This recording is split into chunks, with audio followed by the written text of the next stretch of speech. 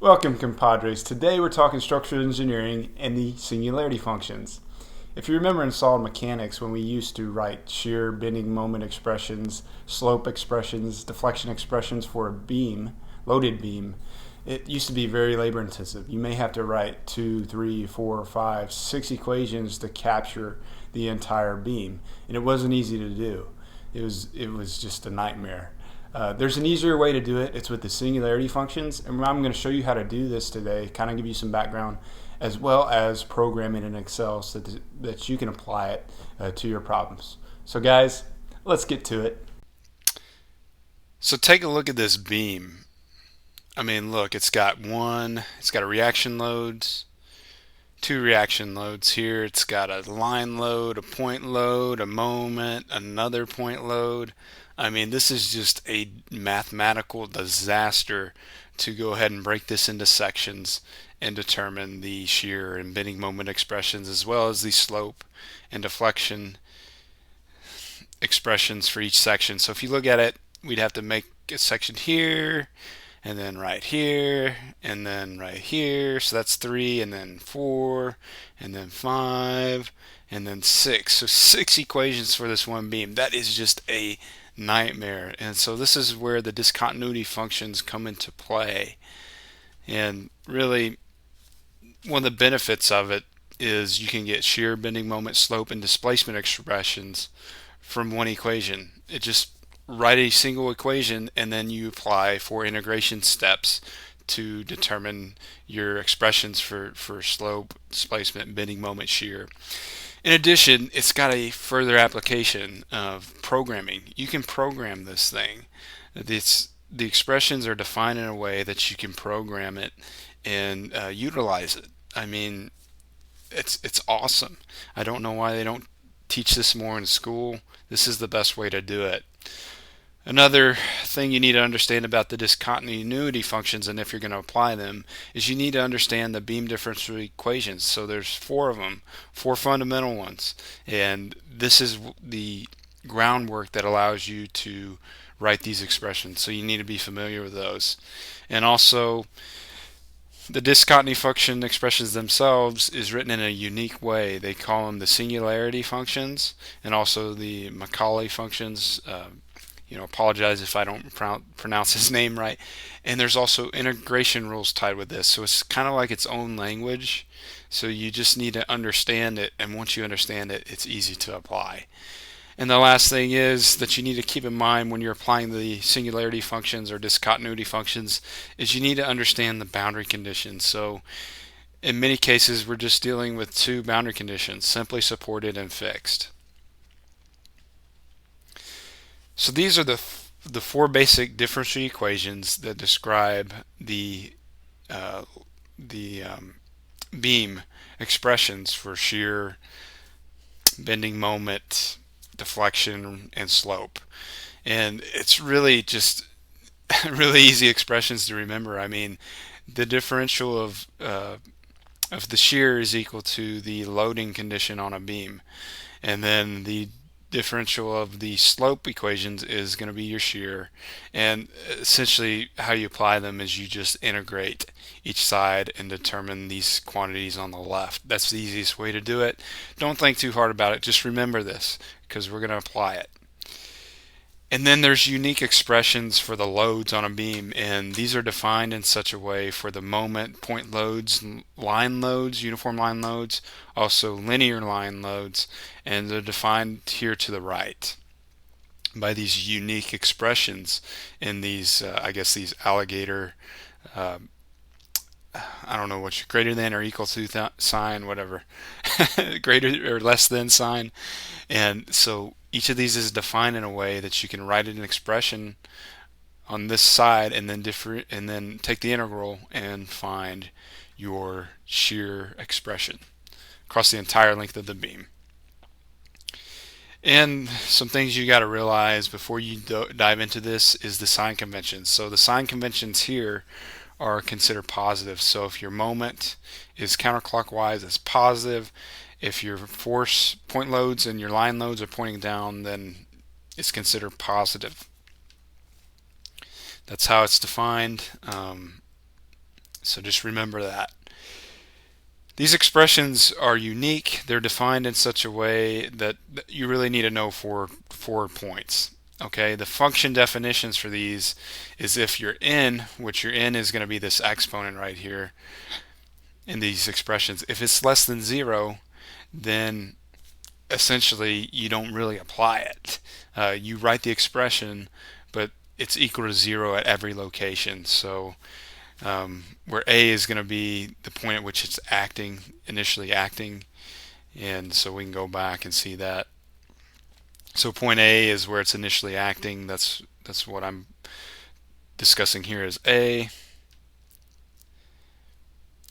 And so, but if n is greater than 0, you basically, if your point X is beyond A, you just replace these alligator mouths with parentheses, just like a regular expression. Simple enough. And in order to determine your shear, bending moment, slope equations, deflection equations, you got to be able to integrate these. We need 4 successive integrations. Well, if n is less than or equal to 0, well, your integration is just going to be just to add 1 to the exponent. But if n is greater than or equal to 0, you're just going to integrate it like a normal function. You're going to add 1 and then divide it by n plus 1. So that's really the 4 definitions you need to know. That's it. That's all you need to know to be able to apply this. And the last thing you need to know is boundary conditions. So when you get to your third and fourth step of integration, you're in the slope and deflection expressions.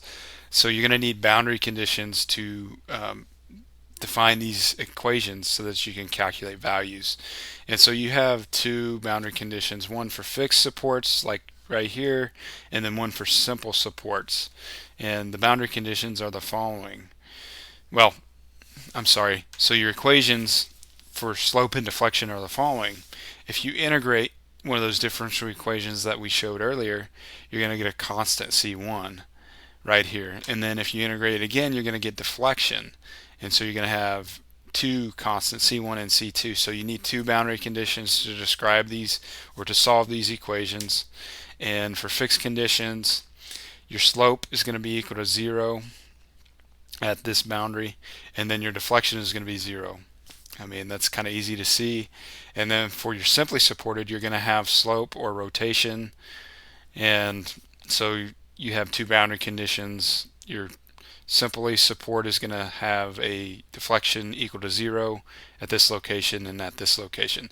And don't get caught up into these beams. You can apply these same boundary conditions for indeterminate beams.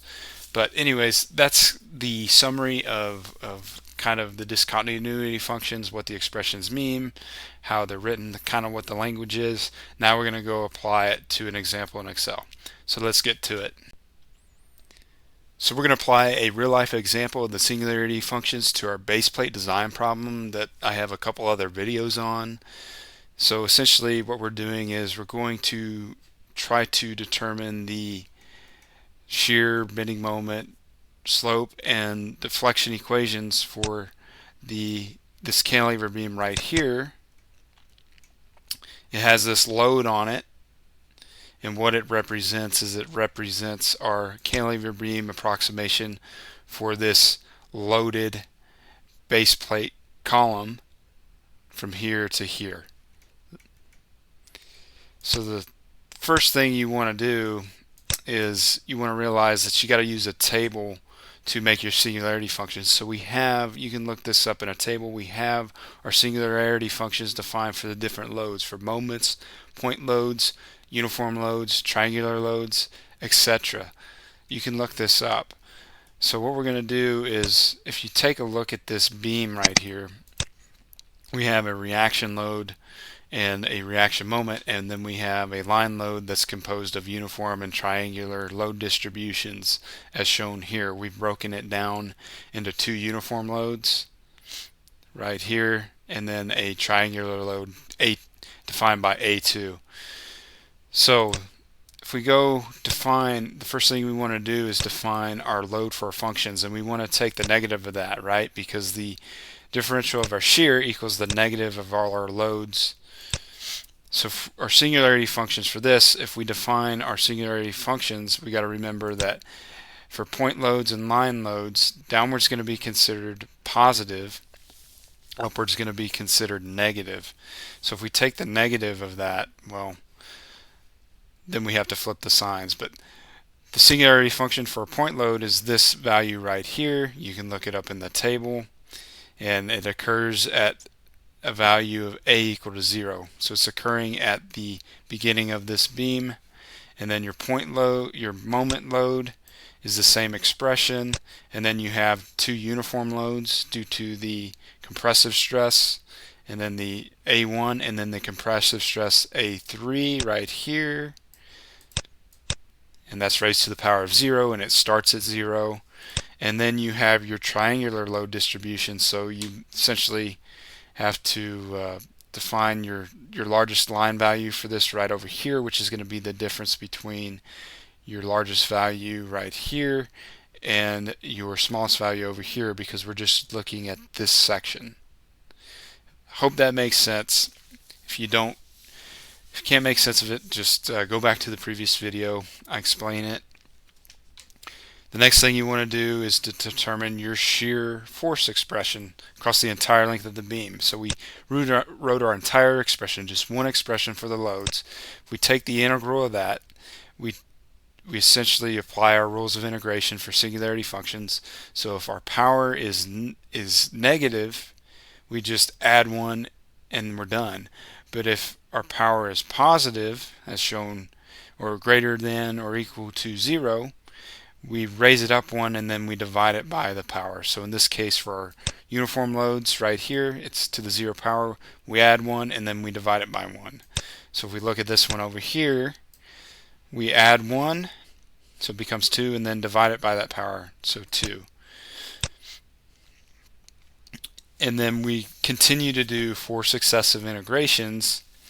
And so the next integration we get moment, and then the next integration we just have to remember we have to include EI, or the Young's modulus, and the moment of inertia of our cantilever beam to determine our slope expression. And then we take the integral of that and we get our deflection expression. So you can see here, you can notice a trend. We add 1 and then we divide by that power. So the next one, for 2, we integrate this, we bump it up to 3, and then we divide it by 3. So 2 times 3 equals 6. And then the next one, we add 1 to 4, and then multiply it by 1/4. That becomes 24. And so we do that. So those are the rules we applied. And I almost forgot, when you integrate the shear and moment equations, your boundary conditions are going to be your reaction loads and your bending moment. So that's why we don't have to determine constants for these. So when we integrate this one, we get plus C1. Well, that C1 is going to be our reaction at A right here, which is already defined up here. But when you go and integrate to determine your slope and deflection, well, you're going to need boundary conditions. So if you remember, for a cantilever beam, the deflection and slope equals 0 at x equals 0 in this case. So in this case, our constants, when we slap them on the end here, they're not shown, but you'd have this expression plus C1, well, that equals to 0 because our slope at x equals 0 is 0. And then for the next one, we'd have plus C2, but because our deflection at 0 is 0, C2 converges to 0. So just remember that. You'll have to apply your boundary conditions on these two. Now we have our expressions for our shear force describing the shear force across the entire length of the beam, an expression describing the moments across the entire length of the beam, and then slopes across the entire length of the beam, and deflection. So that was really easy to do. Now we have to program this. So it's really easy to do in Excel. The first thing you want to do is you want to go ahead and make your column of your x values over the entire length of your beam. So in this case, for this example, the length of our beam is going to be 2 inches, right here, the length of the cantilever beam. So I just do step sizes of 0.05 all the way up to 2, and that's going to be my x's. And so now we have to actually write this expression in Excel. So how do you do this? So I'm going to give you some rules of thumb. So the first step is, this is our expression. This is our reaction at A, which I've defined up here. Right here, we calculated that in our previous example. We calculated our reaction moment and all our line loads right here. So we take the negative of that and we multiply it, because it's starting at 0. We don't have to really worry about it too much. It's starting at 0, so for x greater than 0, this is defined as true. So for x greater than 0, we're going to get a value of our reaction to help us calculate our shear force at this particular location. And then for our negative expressions, well, we know it equals 0 everywhere based on the definitions I discussed in the slides, so we don't even include this right here in our expression. We can't really define that in Excel, so we don't include it. Now for the line load, we have it raised to the power 1, so we have our line load, which is going to be due to our compressive force right here, and we say it starts at x equals 0, we multiply it by x right here, and then if x is greater than 0, then this expression is true, and we get this result. And then for the next step, we do it for the next line load, same expression. And then for the other load right here, we have these quantities, this constant out in front, and we have it raised to the power of 2. So we just take it and we multiply it x by x, and what I mean by x is this value right here, because we've defined this as a range. We define it as a range right here. We just include x, so x to the second power, and if x is greater than 0, then this expression is true and it's defined. And so we've defined our shear force equation right here. That's how we do that. Hope that makes sense. So if we take the integral of that, we can define our bending moments, and we do the exact same thing. All we do is we just include we just add one x, multiply, add an x to each additional term. So in this case, we multiply it by x. The next one, we do include the moment because it's greater than a negative number. It's 0. We included that here. So if x is greater than 0, then our moment comes into play. And then for this one, we divide by 2, and then we include another x. And you can see there's a pattern here. We just multiply it by an additional x, and then we divide it by the power if it's greater than 1. And so we do the same thing here for our slope equation. Do the exact same thing here. So just look at this, pause the video and look at this. The only thing we do different is we take the entire expression and we divide it by EI. EI being our Young's modulus defined up here, and then I being the moment of inertia of the beam right here. So just take a snapshot of that, rewrite it yourself. I encourage you to do that. And then for the deflection, we do the exact same thing. Take a snapshot of that, and we divide it by EI.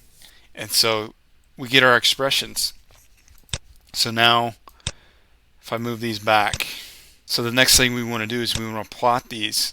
Plot our shear bending moment diagrams, our slope and deflection curves. And we've done that over here. So we plotted our shear in blue, and then our bending moment in orange. And the key point you want to remember about this is we have to start our reaction load. So for a shear, we should be starting at a value equal to the reaction at A. In this case, we can look at the numbers. It starts at negative 1526, and our calculated reaction was 1526, and then our bending moment was calculated from the singularity functions is 1773, and our bending reaction moment is 1773. So that's legit. That makes sense. And then it should end at 0, which they do. They end at a value of 0. That means we did our analysis correctly. And then if we plot our deflection, we can see that our deflection right here is in orange. It tapers up, and then our slope looks like this. So if we look at our deflection curve, we can see that it deflects up, and that makes sense because if we look at how this thing is loaded, we have this line load pushing up, so it should deflect up. So that's the behavior that we're getting. So this is our deflection at each point, with the max deflection occurring at the end. And so we've applied the singularity functions. We've got this made. But what if we want to automate this? Well, we can do that. So let's go look at how to do that. So we have up here, I've defined a step size. So we can change the step size. We can change the length of our cantilever beam. In this case, it's going to be governed by our beam column width. So our cantilever length beam is now, the length of it's 1.5 inches. So we can update this by clicking updating graph. And it updated our graph, so our values changed. And we can play what if. We can see what our load distributions like, our shear and moment distributions are like, and also how our deflection changes as we change those values. So we're going to go ahead and step into the code to show you how this was automated. But essentially how I did this is I plotted these and I carried the graphs all the way down on the plots. I just carried them down a long ways. That way when I change and update my step size and my values, it'll continue to show up on the graphs completely. So let's go ahead and step into the code. So here's the code. So this button right here, it's assigned a macro. It's called graph. This is what this is. Essentially what it does is to update these values down here. What it does is it's going to start at range A57 right here, and then it's going to determine the last row in this column. So it's going to go all the way down and it's going to determine that, and then it's going to clear from A58 to the last value down here in the F column. And notice I didn't clear the first row right here at 57. I just cleared the range from the second row downwards. And then it's going to take my step size right here, my step size in D23 right here, and then my beam length at D32. And then it's going to calculate my step size based on how many steps I specify right here. And then what I'm going to do next is I'm going to fill in my X values right here, one at a time in this loop. Just continue to go down each row using this counter and then setting it equal to the next value in X, because I'm incrementing it by a step size each time. And then what I'm going to do is I'm going to select B57 through F57, and then I'm going to autofill. So that's the same as clicking this button right here and carrying it all the way down. So I'm going to step through this, and you can steal this code, make it your own, but it'll show you kind of how it's doing it. So I'll let you step through it. That's what it does, and that's how you make your graphs automated. In this case, the key is to use this pseudocode and adapt it to your applications. So I hope you learned something. This is a real life example of engineering and what we do as engineers. I'm not just going to show you equations and stuff to help you in school, because in reality, school is just the basics. You need to extend upon the basics, and this shows you an example of how to do that. So I hope you enjoyed it. I know it was a long video, but you know, it's worthwhile to me because I can come back and actually remember how to do some of this stuff. And also, it should be worthwhile to you if you spend the time to put some time into it and learn it. So, guys, I'll see you next time. Adios.